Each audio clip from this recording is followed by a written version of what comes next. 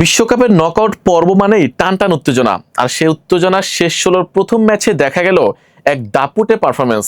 ২০২২ কাতার বিশ্বকাপের রূপকথার নায়ক মরক্কো এবারও দেখালো কেন তারা বড় দলের কাতারে। অন্যতম স্বাগতিক কানাডাকে একেবারে কোনো সুযোগ না দিয়ে ৩-০ গোলের জয় নিশ্চিত করেছে কোয়ার্টার ফাইনাল। ম্যাচে কারা ছিলেন নায়ক, কিভাবে গড়ে উঠল ৩টি গোল, বিস্তারিত থাকছে ডেস্ক রিপোর্টে। হিউস্টনের এনার্জি স্টেডিয়ামে শুরু থেকেই ছিল উত্তেজনার লড়াই।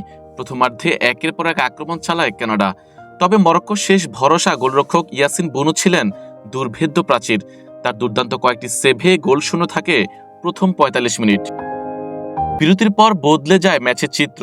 ৫০তম মিনিটে পরিকল্পিত ফ্রিকিক থেকে দুর্দান্ত এক শটে জাল খুঁজে নেন আজ্জেদিন উদাইনি। এগিয়ে যায় মরক্কো।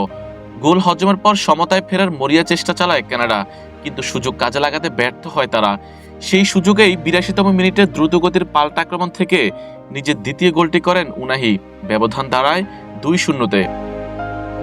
এরপর যোগ করার সময়ের ৮ম মিনিটে সুফিয়ান রাহিমের গোল নিশ্চিত করে মরক্কোর দাপুটে জয়। শেষ পর্যন্ত ৩-০ গোলের জয়ে কোয়ার্টার ফাইনালের টিকিট নিশ্চিত করে আটলাস লায়নরা।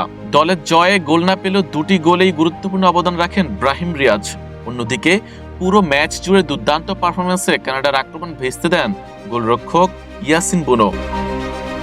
আত্মবিশ্বাসী ফুটবল, নিখুঁত পরিকল্পনা আর দুর্দান্ত দলীয় নৈপুণ্যে আবারও বিশ্বমঞ্চে নিজেদের সামর্থ্যের জানান দিল মরক্কো। এখন দেখার বিষয় কোয়ার্টার ফাইনাল পেরিয়ে তারা আরেকটি নতুন ইতিহাস লিখতে পারে কিনা। আরিফুল ইসলাম, ইয়ান স্পোর্টস।